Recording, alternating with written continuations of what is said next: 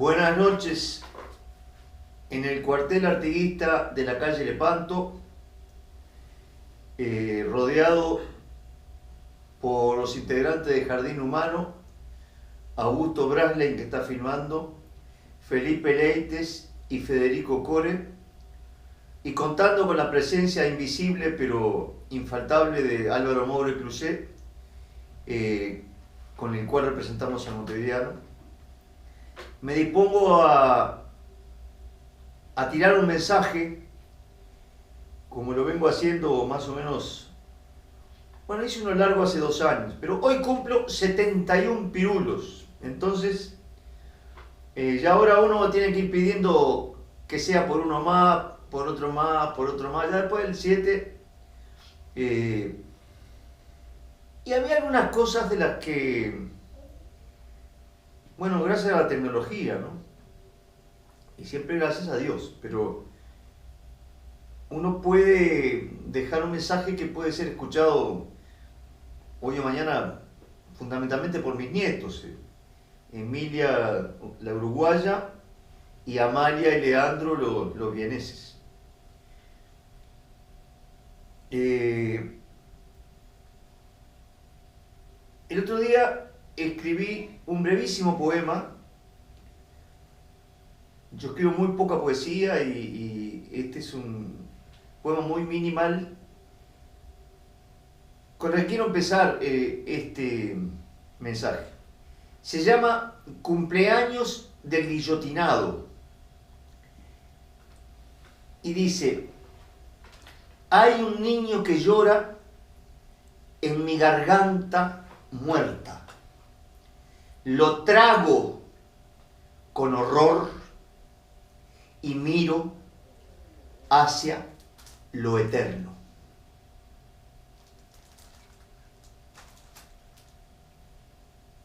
Augusto acaba de armar una escenografía.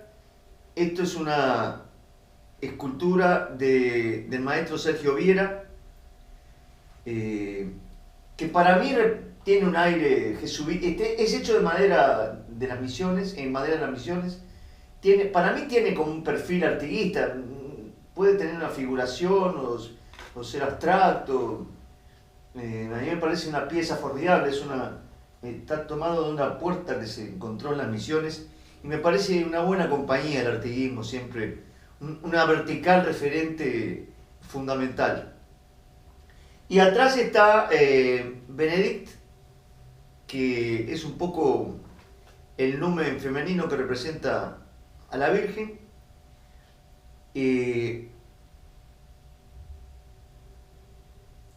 Bueno, esta semana hubo un suceso que va a ampliar lo que pensaba mensajear. En realidad, para mí es muy significativo cumplir años el Viernes Santo. Es el día de la crucifixión.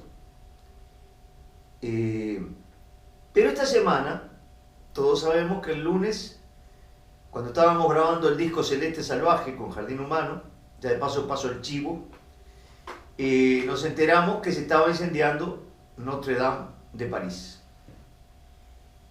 Y fue extraordinaria la respuesta mundial. Fue por fuera de todas las religiones, de todos los credos. Cuando se quema un símbolo tan fuerte, que para no hablarlo en términos cristianos, es un símbolo de la Gran Madre del Occidente, que aparece en el 1100, que es el momento, según Jung, del apogeo del mito cristiano, que luego ha ido descendiendo. En el Renacimiento ya el mito cristiano ya no imperaba en nuestra cultura occidental. Después ya vino la Ilustración francesa, apareció la guillotina. Por eso nombré al cumpleaños del guillotinado, porque yo pienso que después de la Revolución Francesa, todos los occidentales somos personas guillotinadas. Nos guillotinaron los símbolos. No los hemos recobrado. Rápidamente quiero, ya lo he hecho en alguna otra grabación, recordar el origen de la palabra símbolo. Viene de symbolein, que es el antónimo de diabolein. Diabolein es lo que separa, lo que desgarra, lo que deshace, lo que destruye, lo que estamos haciendo con el planeta. Symbolein no es amor ni bien necesariamente, es lo que une, lo que nos une. Y no solo los símbolos se manejan en el lenguaje artístico. En este caso, lo de Notre Dame fue un símbolo hecho extraordinariamente por el pueblo. Por eso le dolió a los pueblos. Eso no fue hecho desde el poder. Sí, fue hecho desde un poder mucho más sublime. El poder de la gente enamorada de la vida que busca la luz. No hay por qué ver allí la búsqueda de la divinidad, hay que ver la búsqueda de la purificación para hablarlo en un idioma artiguista. Estuvieron 2 siglos, esto es muy conocido, la gente del pueblo trabajando anónimamente, y era un honor para ellos hacer un pedacito de la catedral. Y voy a dar un dato que estos días no se manejó, pero que yo lo vi una vez en la televisión. Cuando se construyó Notre Dame, se terminó de construir, o mientras se fue construyendo, ¿cómo era de grande París? Que terminó por ser la primera gran urbe de la modernidad en los tiempos de Balzac, muchos siglos después. París cabía en la isla. Así que midan la proporción de amor a las alturas que había allí. París era un pajarito. Y Notre Dame se debía ver de muy lejos en la campiña francesa. Fue un símbolo muy fuerte. Pero acá tengo que referirme a lo personal individual. Yo tengo que rendir muchos homenajes en esta grabación, por lo cual me voy a olvidar de cosas, porque como siempre sucede.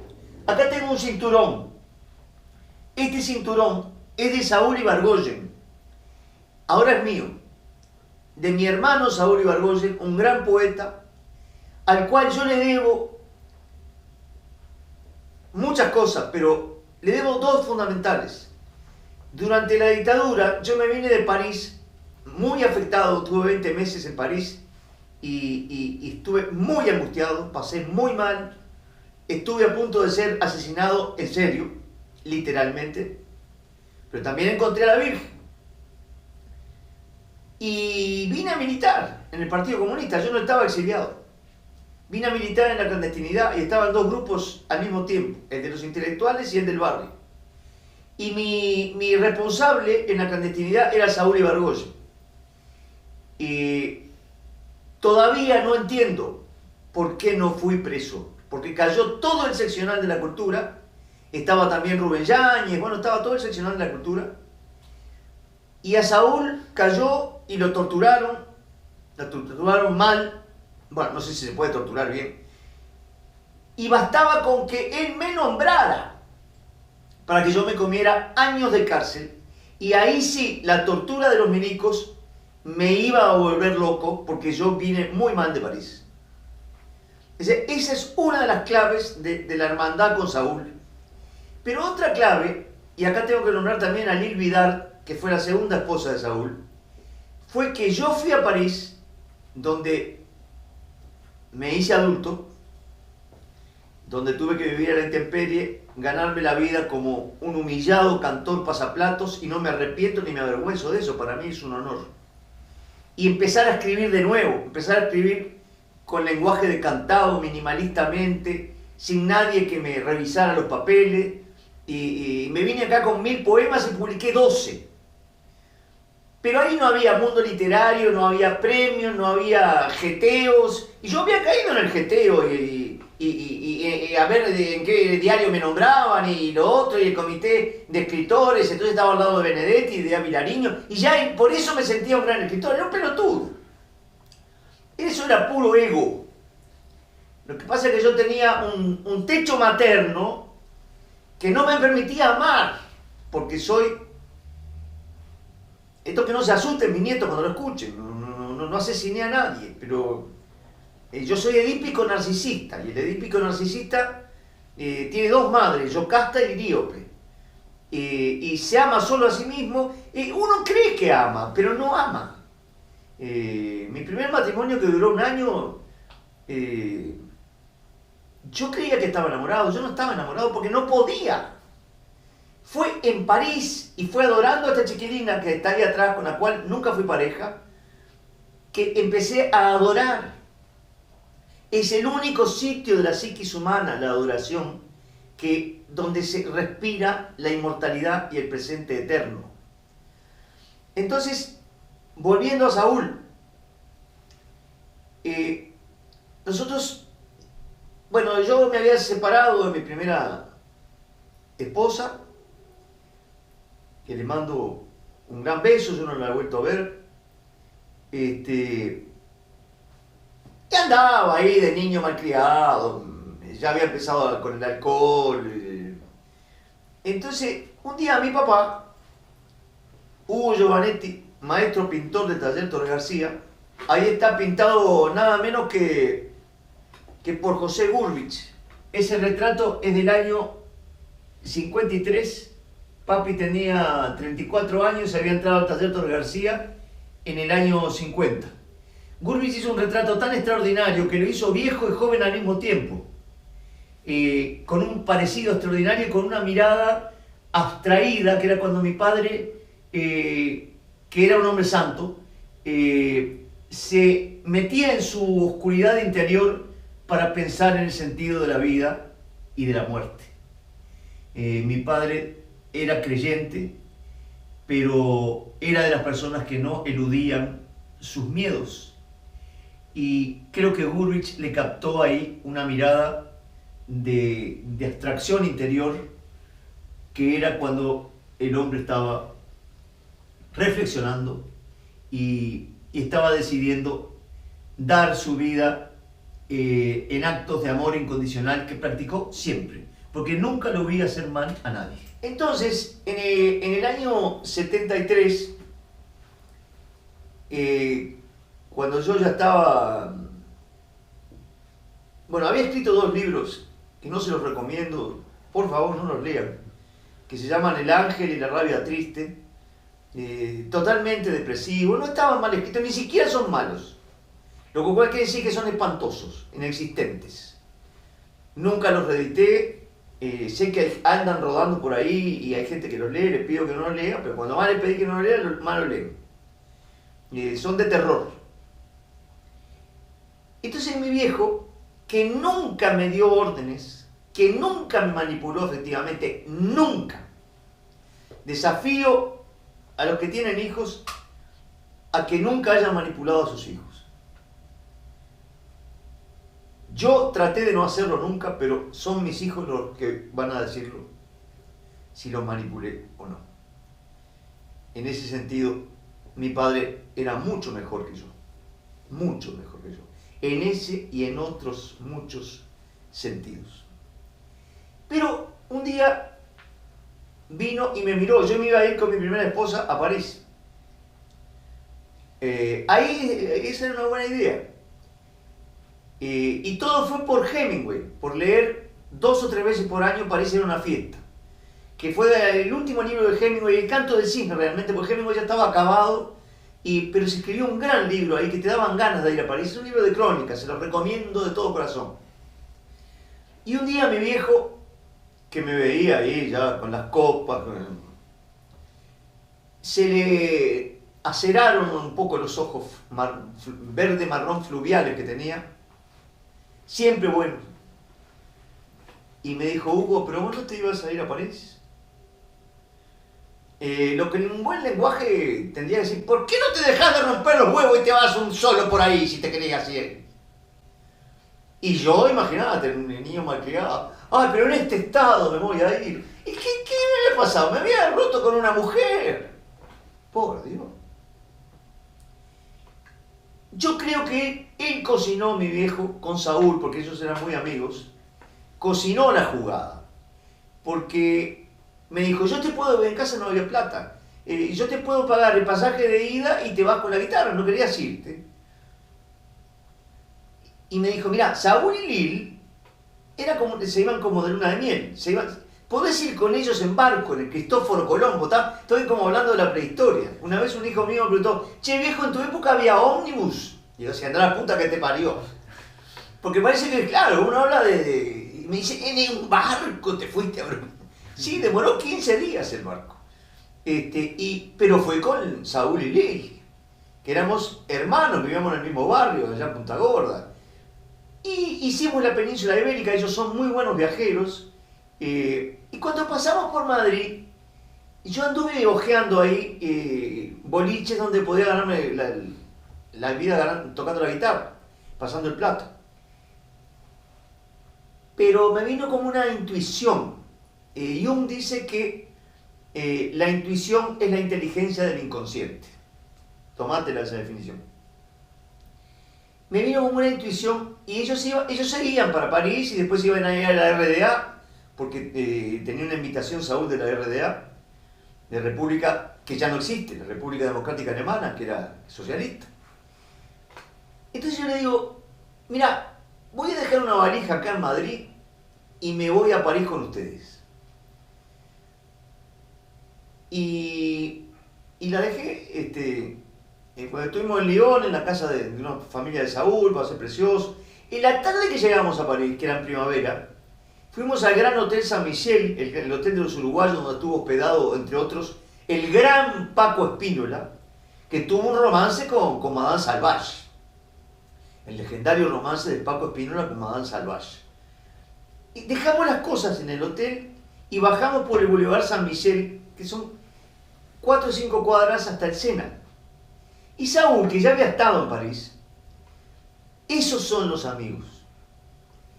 Y que me dejó esto, Mariluz, su viuda, me lo entregó hace 3 semanas, porque un día antes de irse de este planeta, de esta dimensión de la realidad, Saúl Ibargüen, que estuvo cantando todo el día y recitando todo el día, con un terrible dolor cardíaco, dijo, este cinturón es para Huguito, porque es mi preferido. Dice Oaxaca, Oaxaca, Oaxaca, Oaxaca. Entonces yo lo colgué como un objeto de arte que es y como el testimonio de un hermano. Acá también había un cuadro que heredé de Olga Pierri, que era una reproducción de Van Gogh, y que me lo lastimó mal la humedad de la pared, pero ahora lo que veo es el alma de Olga brillando en lo blanco. También de Olga tengo que hablar acá. Entonces Saúl, cuando estábamos llegando al Sena, me dijo, bueno, ahora cuando llegues a la esquina, quédate quieto, que yo voy a hacer una cosa. Y me tapó los ojos de atrás. Y me dijo, bueno, despacito mirá hacia tu derecha. Y yo miré. Y es una cuadra, casi media cuadra. Estaba Notre Dame. Y nunca voy a poder explicar lo que me pasó. Nunca.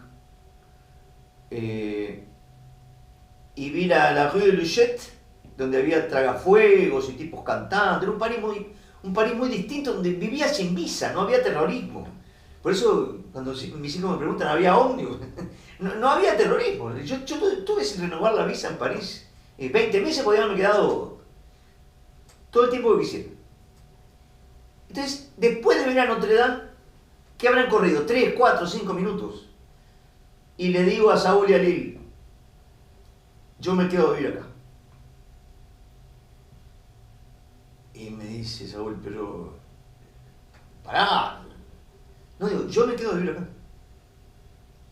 No me preguntaron por qué. Eso es cuando el Dalai Lama dice que uno toma la determinación. En la determinación ya está incluida ahí la futura heroicidad que vas a tener que tener para aguantar la intemperie. Y no me quiero olvidar de Jerome David Salinger, que es uno de los más grandes escritores que han habido en la modernidad, que dice algo que nadie ha dicho antes de Salinger. En una novela, su última novelita, que han dicho que está mal y que es muy religiosa y la puta que lo parió. Ya nombrás esas cosas y a Salinger lo queman por esas cosas.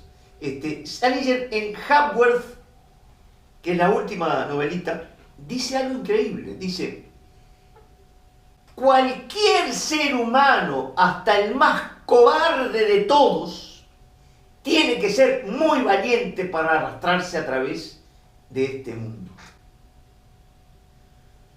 Imagínense los que se proponen tareas heroicas. Imagínense a Don Quijote. Posiblemente al mirar Notre Dame de París, yo haya visualizado a mi Dulcinea. Yo necesitaba apoderarme de mi costilla celeste, mi femineidad interior, para lograr mi completud y para alcanzar la capacidad de amar. A los 5 meses conocí a esta muchacha. Y la empecé a adorar hasta el día de hoy, nos escribimos con ella. Nunca fuimos pareja, pero puedo decir que fue la mujer de mi vida. Ella está muy bien ahora. Es escritora, vive en Canadá, escribe libros para niños, está traducida a más idiomas que yo. Recobré la comunicación recién en 2011 cuando me vine acá al Cuartel del Pato. Quiere decir que ahí hay hubiera dicho una sincronía. Yo muchas veces miro esta cubre pantallas y digo, ¿qué hubiera sido de mi vida si no hubiera ido a París y encontrado ese golpe que me pegó Notre Dame y la necesidad de adoración que me provocó esta muchachita, que tenía 15 años? No puedo saber, pero cuando volví al Uruguay ya era un adulto. Y desde ese momento adoro. Antes que nada a mis 2 hijos, a Nacho que está en Viena y a Micaela que está acá en Montevideo. A mis 3 nietos, Amalia y Leandro son los hijos de Nacho. Y Emilia, que ya tiene 10 años, que es la hija de Micaela y Horacio Herrera, el gran pintor que pintó este cuadro que está acá arriba mío, que para mí es como un hijo también. Quiere decir que fue una semana muy significativa.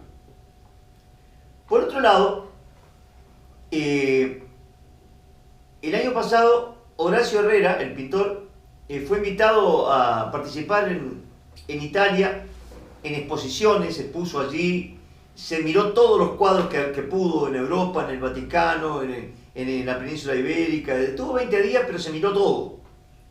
Y me dijo cuando volvió, mirá Hugo, me quedé asombrado, porque para mí el mayor cuadro que vi en mi vida es el Cristo de Velázquez, el Cristo crucificado de Velázquez. Hoy es Viernes Santo. Yo lo tengo puesto allá arriba de la biblioteca porque desde mi cama lo veo. Obviamente esta luz es irreproducible, pero ya nada más que esta pequeña, por tamaño natural, esta pequeña reproducción muestra algo fundamental. Y por favor, yo conozco la cristofobia. Yo no voy a hablar aquí como católico en este momento. No voy a hablar como cristiano. Voy a hablar como una persona que se dedica al arte, como un artista. Lo que estamos viendo acá y lo que yo decía hoy de Notre Dame y de la palabra Cymbeline es un grandioso símbolo pintado por Velázquez en 1629. Hizo una cosa rarísima. Ahora lo estuve revisando en Google. El fondo es completamente negro. Ya había habido 2 pintores que habían hecho eso. No se sabe por qué lo hizo. Da Vinci, por ejemplo, ponía fondos con paisajes. Esto es completamente negro. Y yo tengo una interpretación personal. Como decía otro gran maestro de vida, Alberto Metol Ferré, a quien saludo, que seguramente me debe estar viendo en alguna morada muy buena. Esto es la base, digamos, del arte, del gran arte del barroco, de la Contrarreforma. ¿Y en qué se basa uno de los pilares del barroco de la Contrarreforma? Se basa en el claroscuro. Si nosotros leemos bien analizado un poema de San Juan de la Cruz, vamos a ver, eso se lo debo a Dámaso Alonso, que lo analizó muy bien, vamos a ver que durante 4 o 5 estrofas no hay un solo adjetivo. Y de golpe llega una estrofa y hay 10 adjetivos. Eso es claroscuro en literatura. No solo a nivel temático como Dostoyevsky, es a nivel del color de la poética de la forma. Esto es el claroscuro. Pero esta es mía. Así le gustaba decir al Tucho Metol, el famoso tartamudo. Él sabía todo, entendía todo. Y en él estudió, en los libros de él estudió el Papa Francisco. Era un antiimperialista, patriagrandista extraordinario, que lo conocí en casa de Guillermo Fernández, otro gran maestro de vida. A mí la vida me ayudó mucho con los maestros. Y otro del que tengo que hablar es Manuel Espínola Gómez. La vida me ayudó mucho también. Yo soy el biógrafo de Manuel Espínola Gómez y uno de sus albaceas. De este tema que es ingrato voy a dejarlo para un poquito más tarde. El claroscuro que hay acá a mí me hace sentir que es como si Velázquez y el inconsciente de la época, el inconsciente colectivo de la época, hubieran sentido que ya estaba en decadencia el mito cristiano.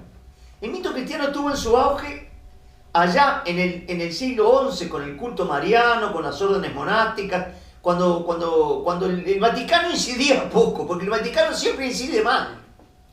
Bueno, en este momento no, pero en general el Vaticano ha sido más bien desastroso. Pero aparecieron las órdenes monásticas, los dominicos, los franciscanos, bueno, hasta que desembocaron los jesuitas.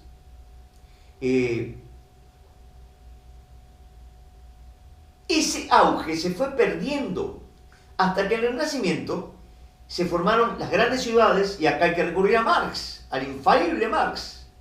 Ahí la clase, los burgueses, los comerciantes de las ciudades, entraron en una lucha de clases frontal con los feudales. Y los derrotaron y necesitaron un chasis espiritual, o sea, no quisieron recoger la espiritualidad de la iglesia. Armaron su propia espiritualidad y ahí aparece a tallar la francmasonería. Franc no es por francés, es por los obreros de la piedra. En la masonería hay cosas muy valiosas. Yo siempre digo que la masonería fue creciendo muy lentamente en los últimos 4 o 5 siglos y se fue pudriendo muy rápidamente. Muy rápidamente. Hay que ver, por ejemplo, que Artigas, Dámaso Antonio Larrañaga, era franciscano y masón. Quiere decir que ahí había una buena liga entre los masones y la iglesia. Pero ya más adelante, bueno, y los que derrotaron a Artigas fue la masonería inglesa, fue el imperio inglés, que no querían, eso me lo enseñó Metol Ferré, no querían una Sudamérica unida. Es lógico, si uno se pone a pensarlo, era un imperio el inglés. Querían una Sudamérica cortada en pedacitos. Y cuando Artigas recibió la entrevista de afiliación a la masonería en el Ayuí, primero se entusiasmó. Y dijeron, bueno, después va a venir el hermano Zarratea, el hermano Alvear y a la pucha. Artigas dijo, bueno, entonces nos vemos después, vamos a dejarlo un poco más adelante. Nunca lo pudieron meter en la masonería. Y así le pasó lo que le pasó. Por un lado le pasó la brillante idea que concibió la Lerumbois de armar una liga confederada inspirada en la Confederación Norteamericana, que era el país más avanzado del mundo en ese momento, el país revolucionario. Artigas tenía una cabeza así. Estudió, tenía diferentes... hay tipos que dicen que Artigas era un gaucho burro. Han dicho cualquier cosa. En este país se dice cualquier cosa de cualquiera, sobre todo de los que valen de verdad. Artigas tenía un documento de la Constitución de Massachusetts, de otro estado, y lo fue combinando, y cuando se retiró del sitio de Montevideo, del segundo sitio, porque no soportaba que lo mandoneara el Napoleoncito de Alvear, que tenía 23 añitos, y lo peseteaba Artigas. Artigas se fue a la mierda y se encerró en el Uruguay a planear la liga. Y desde allí le mandaba cartas a los gobernadores del litoral argentino, nada menos que con esta frase oximorónica: les ordeno ser libres. Así era José Artigas. Parecía, de él surgió la personalidad de Odulio Jacinto Varela, el negro jefe, que tiene una frase que dice: con la celeste en el pecho somos doble hombres. Odulio era analfabeto, pero era muy poeta porque sabía de memoria todos los tangos, todo el folclore de la época. Tiene una canción grabada con Hilario Pérez, que la editó Wander ahora en un video, y cantaba bien. Era poeta por naturaleza. Los de afuera son de palos, uno de los versos más grandes que se arque. Para mí el mayor que se escribió en la historia del Uruguay. Pero eso, con la celeste en el pecho somos doble hombres.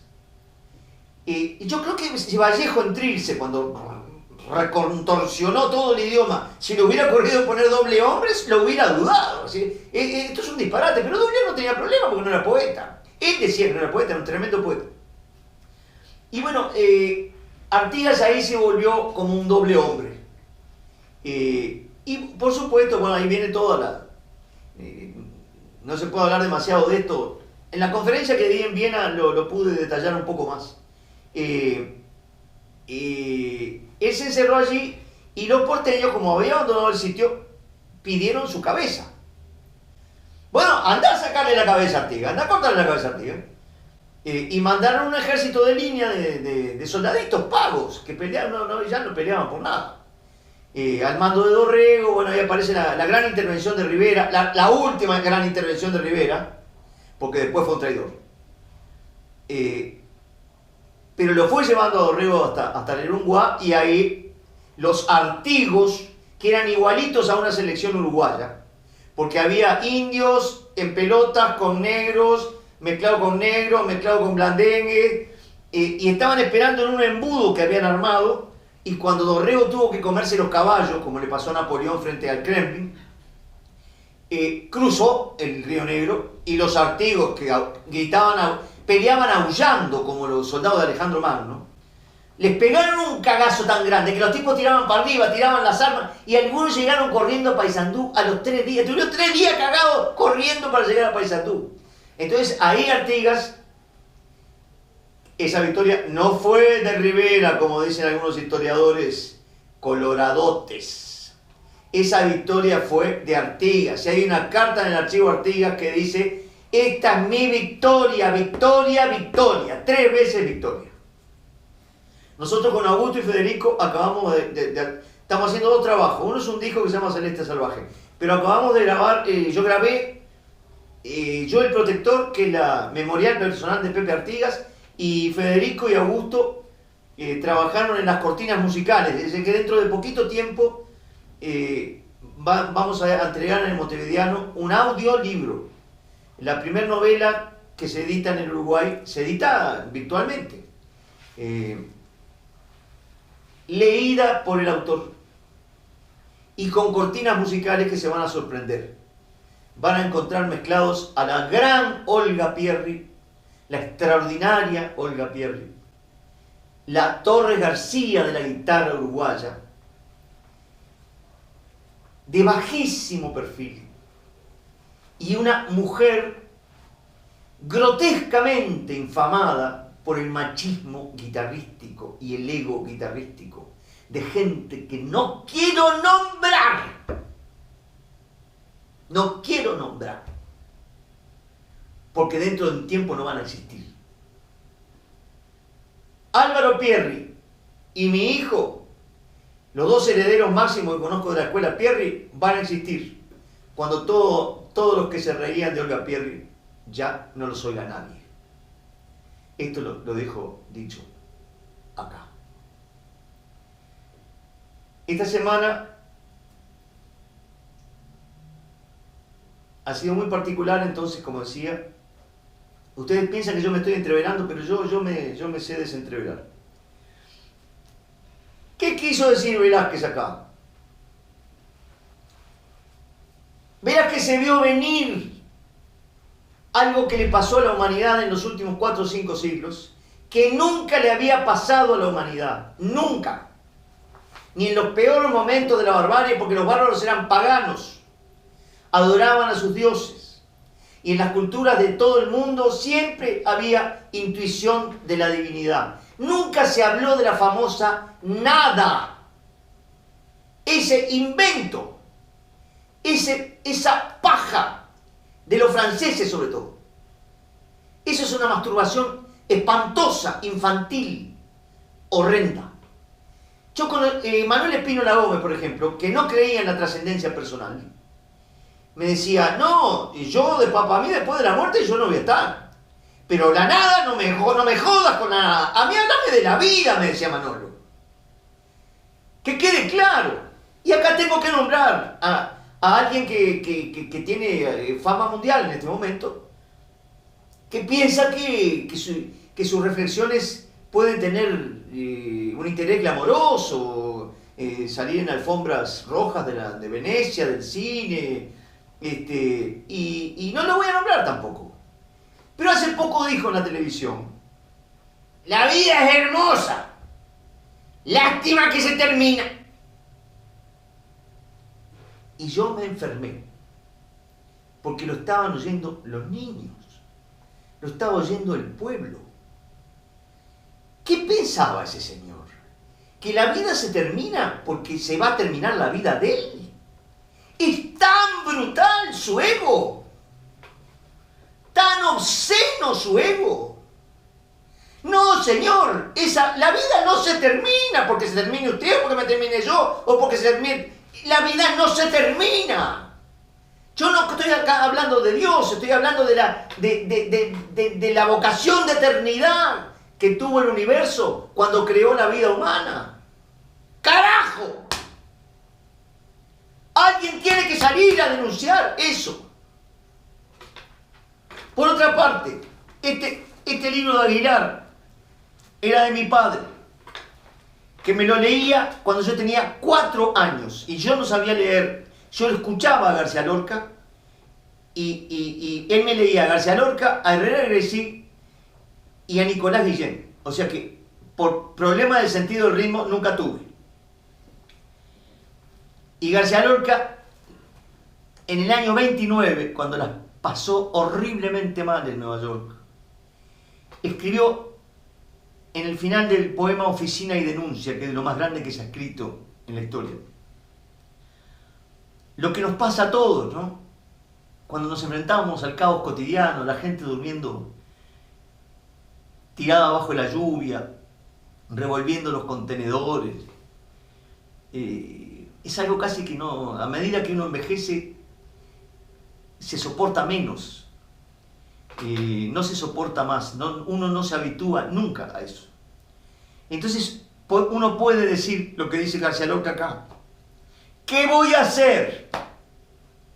Ordenar los paisajes, ordenar los amores, que luego son fotografías, que luego son pedazos de madera y bocanadas de sangre. San Ignacio de Loyola asesinó un pequeño conejo y todavía sus labios gimen por las torres de las iglesias. No, no, no, no. Yo denuncio la conjura de estas desiertas oficinas que no radian las agonías, que borran los programas de la selva, y me ofrezco a ser comido por las vacas estrujadas cuando sus gritos llenan el valle donde el Hudson se emborracha con aceite. Y esta también es mía. ¿Qué estaba haciendo ahí el inconsciente qué estaba diciendo el inconsciente de García Lorca? Yo no sé si alguien lo ha pensado. A mí hace varios años que me di cuenta. Ahí él decidió morir. Dice, me ofrezco a ser comido. Si estoy denunciando, pero voy a dar la vida, como hizo Che Guevara después. Año 29, murió en el 36. ¿Qué hizo cuando pasó por Madrid? Él le tenía terror a la muerte. Pero era muy religioso, más allá de lo que dicen. Era muy católico García Lorca. Se metió en la boca del lobo de Caperucita, estaba en Madrid. Él no era un militante muy notorio, estaba contra el arte político, estaba con la República, obviamente. Entonces dijo, quiero ver a mi familia en Granada. Dijeron, pero Granada ya está, ya la tiene Franco. Y Federico dijo, y a mí no me van a hacer nada. Eso es el inconsciente. Tanto Freud como Jung, pero sobre todo Jung, ha tratado de demostrar que, por ejemplo, yo en este momento, yo no estoy hablando con mi conciencia. Estoy dirigido por mi inconsciente. Y en el inconsciente no se sabe lo que hay. Los que somos religiosos pensamos que hay algo que podría ser la divinidad. Otros piensan que es el tesoro difícil de encontrar. Otros piensan que es el universo entero. Evidentemente García Lorca bajó a morir.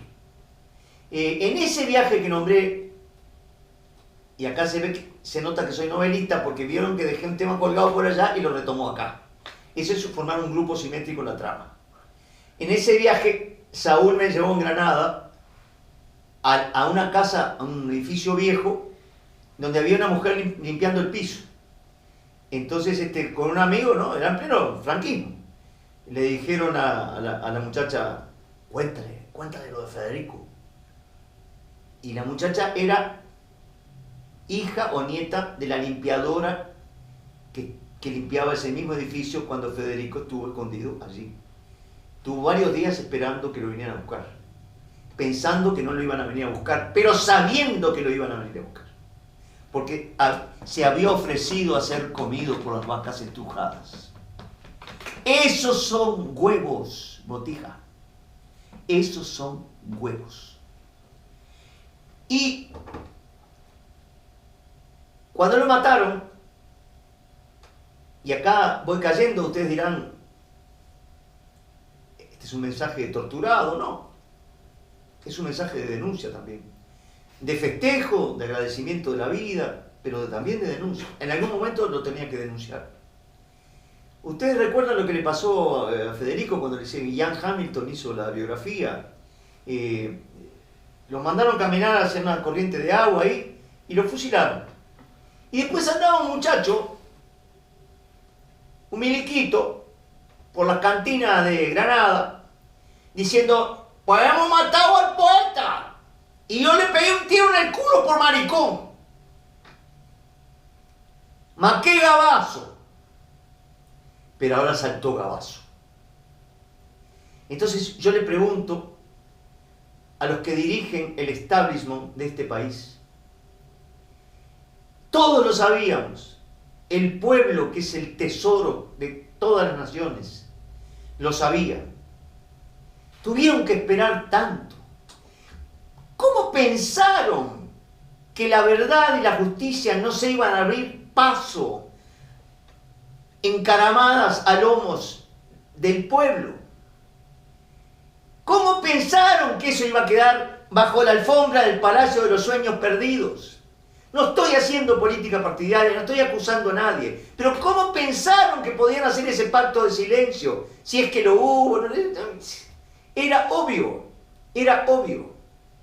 Tuvimos que esperar todo ese tiempo. Y quiero mandarle un beso al Tito Gomenzoro, que no era muy amigo mío, pero nosotros teníamos un cuadrito en Punta Gorda que se llamaba el Real Molino, por el Molino de Pérez. Y una vez en el Náutico precisamos un puntero izquierdo y le hablamos al Tito que jugaba de puntero derecho, pero yo jugaba de puntero derecho y le digo, Tito no puede jugar el puntero izquierdo. Y jugó de puntero izquierdo. Ese era Roberto Gomenzoro.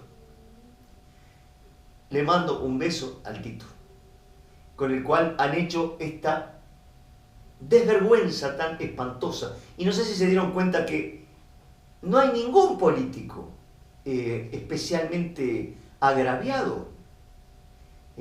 Yo vi a un líder de un partido defender al líder de otro partido, noto muy poca indignación en los que se dicen directivos del pueblo. Porque esto no es una democracia directa como quería Artigas. Esto es un Estado representativo y nada más. Y nada más. Es muy diferente. Ahora, se llenan la boca con la palabra democracia cuando nosotros tenemos que bancarnos estos pactos de silencio, todas estas maniobras, como Artigas se tuvo que exiliar del país con Pancho Ramírez atrás, que le quería cortar la cabeza por orden de Pueyrredón. Estamos igual. Mi mamá quería que yo fuera el 34 Oriental, pobre mamá. Eso me provocó una angustia toda la vida de responsabilidad. Dios me libre de ser el 34 Oriental. Yo los respeto a los 33 Orientales, pero cumplieron con una orden que venía de la masonería inglesa, que era dejar a la provincia oriental separada de la gloriosa liga, la única que se hizo en Sudamérica. Perón no lo pudo hacer. Perón decía, Artigas pudo, yo no pude.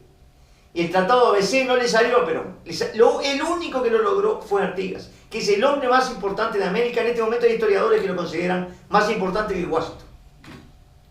Y Artigas era un hombre mestizo, era un hombre creyente, era un hombre cristiano, pero también tenía creencias agarradas de las tolderías. Era un típico barroco, señor barroco americano, como dice el gran José de Samalima, el escritor cubano. Uno de esos barrocos es, tal vez y sin tal vez, el mayor pintor que tuvo este país, junto a Joaquín Torres García, que fue decisivo en mi vida porque yo me crié al lado de la casa de los Torres cuando Manolita había enviudado. Vivíamos al lado. Íbamos todas las noches. Ahí iba Augusto, estaba Horacio, los hijos, venía Gurbis, venía Guido Castillo. Ahí yo tenía 7, 8 años, estaba como en otro planeta, realmente era otro planeta. Es otra de las cosas que le debo a mi padre, son tantas que no las recuerdo. Como también le debo mucho a mi hermano, que en un 1 de mayo del 75, el 31 de abril, hicimos una jugarreta a los milicos con el seccional de la cultura del partido, porque irrumpimos en 18 de julio, a la altura de la calle Cuarein, repartiendo volantes a contramano del tránsito. Y repartimos volantes durante 3 o 4 cuadras y yo me corrí para un costadito, me tomé un ómnibus y me vine a casa. Entonces se las clavamos. Bueno, al otro día se habían hecho 4 focos. Uno en Belvedere, otro acá cerca de donde yo vivo ahora, en Roseli Ríos, en el ombú de Roseli Ríos. Bueno, estábamos más cantados que la comparsita. Se escuchaban los helicópteros así. Y a las 6 de la mañana, yo no dormí. A las 6 de la mañana apareció mi hermano en mi cuarto, vestido de jugador de fútbol. Y me dijo, mi hermano no militaba, y me dijo, solo no vas. Le digo, pero no tenés por qué ir. Me dijo, solo no vas. ¿Tenés alguna camiseta de fútbol? ¿Querés que yo te dé un jogging o algo? Vamos disfrazados de jugador de fútbol. Y nos llevó mi padre. Mi padre paró la camionetita que tenía en el estadio y nosotros caminamos hasta Roseli Ríos, en el ombú ahí.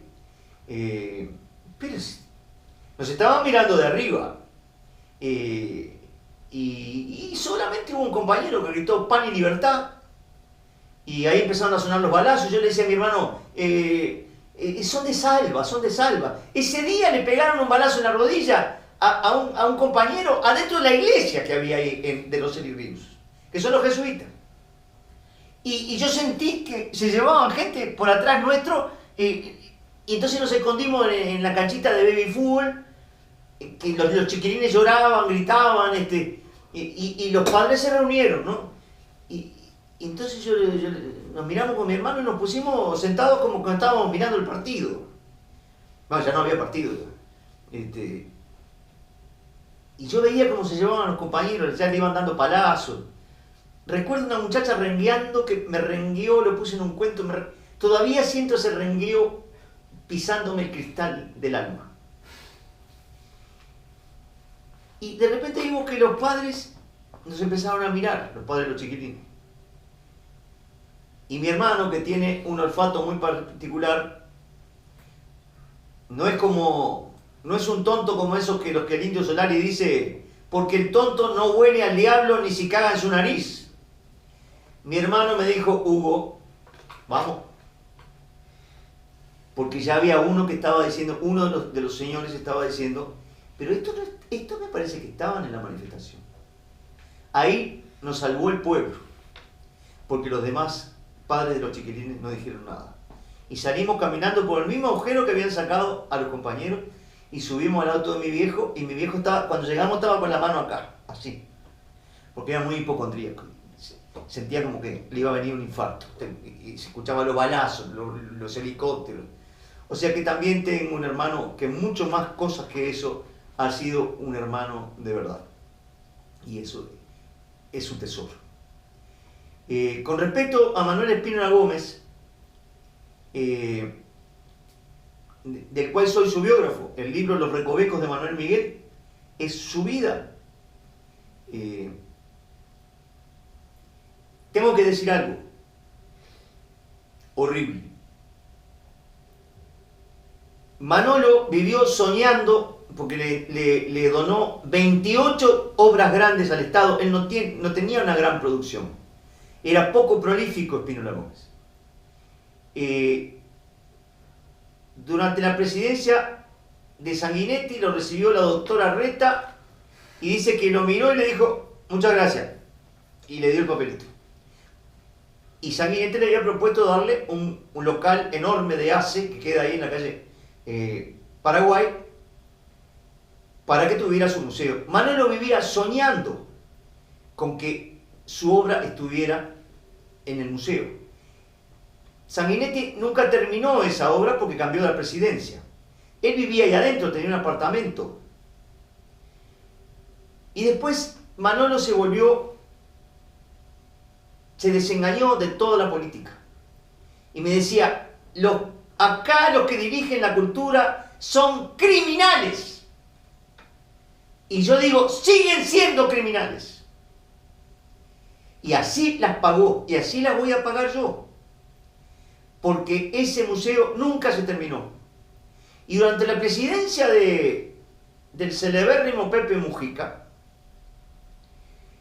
un poeta que se llama Hugo Achúgar, que era director del ministerio, director de cultura, nos expropió el local del museo. El otro albacea que queda vivo es Mariano Arana, lo conocen, ¿no? Jimeno Llanedel falleció y Magalí Sánchez está viva, pero creo que está en otro país, no sé cómo es la cosa. Yo me siento con un peso en la cabeza, porque ¿qué hicieron ahora? Inauguraron, con discurso de la ministra de Cultura y todo, en el local del museo, después de habernoslo quitado y después de habernoslo expropiado. Achúgar puso ahí talleres de cumbia villera, porque mandó un inspector y dijo que el tránsito de las laterales podían dañar a las obras de arte, cualquier cosa dijo. No lo robó ni siquiera para él. Entonces ahora se ve que han tratado de hacer algo, y entonces inventaron ese mamarracho que hay allí, que se llama Espacio Espínola Gómez, donde hay rotativamente 8 obras de Manolo que cuelgan con la curaduría de Enrique Aguerre. No estoy acusando acá a Enrique Aguerre porque no sé cómo Enrique Aguerre, tampoco lo conozco, y lo respeto mucho, pero él hace la curaduría. Es como una especie de pequeña exposición rotativa de Manolo. Y yo lo vi llorar al viejo por ese museo. ¿Qué van a hacer con Espínola Gómez? ¿Creen que va a pasar lo mismo que con Gavazo? ¿Creen que Olga Pierri no va a aparecer como la gran guitarrista que tuvo en Uruguay? Siguen creyendo que la providencia no interviene en el destino de las sociedades y de los hombres? ¿Siguen pensando que la verdad y la justicia profundas, cósmicas, no terminan por abrirse paso. Siguen pensando que este hombre, no digo el Hijo de Dios, no, este hombre, con esa, la peor de las derrotas que hubo en la historia de la humanidad, no cambió la historia, ¿la cambió o no la cambió? Es antes y después de este suceso. Entonces, lo único que nos puede guiar hacia eso es el amor incondicional. Y es muy difícil practicar el amor incondicional. Es una cosa de todos los días, de cada minuto, de cada segundo, y la tentación y la pereza y la falta de amor. Estoy diciendo una pavada, ¿no? Es la falta de amor. ¿Quién la produce, la falta de amor? El egoísmo. El egoísmo, los vicios del poder. Una vez Manuel Espínola Gómez, hablando de un político, ya no me dio una opinión política. Me dijo, fulano, ese es incapaz de amar a nadie. Eso es ser culto. Yo personalmente, ahora se viene un año de campaña electoral, hay que bancarse la propaganda, todo. Tenemos ahora hasta empresarios que vienen a garantizarnos no sé cuántos puestos de trabajo. Pero lo que uno no escucha es que a ninguno que hable con amor, porque el amor se ve, se respira, se oye en la voz de la gente. O yo cuando hablé de mi padre recién no estaba hablando con amor. Bueno, en las campañas electorales yo nunca he escuchado gente que hable con amor. He visto hombres mejores que otros, políticos mejores que otros. Pero parece que como que hubiera una orden del poder, Maquiavelo sabía mucho de eso, que te aconsejaba que no te metas en esos fangales que la gente quiere pan y circo. Bueno, no, termínela con eso. Yo no lo voy a ver. Y ojalá lo vean mis nietos. Pero es el único estado de la psiquis, el estado del alma, en el cual aparece la unidad del símbolo, es la del amor incondicional. Hoy, con 71 años, entonces, les agradezco a los muchachos que están aquí presentes. Y voy ahora sí, como cristiano, voy a pedir algo, que es el reverso de lo que hizo Jesús de Nazaret en la cruz. Les pido que me perdonen por las muchas veces donde no supe lo que hice, porque yo no soy santo como era mi padre. Y les pido que no se olviden de tratar de agradecerle a la vida todos los días el estar vivos y con capacidad de amar. La palabra de que todo es difícil y es duro y es terrible. No, muchachos, no. Estábamos hablando con Felipe recién. Es así. No es ni duro, ni fácil, ni difícil. Es así. La vida es así. Y lo dice César Vallejo en un verso incomparable. Así es la vida, tal como es la vida. Y no como vos querés que sea. Bueno, arriba el corazón.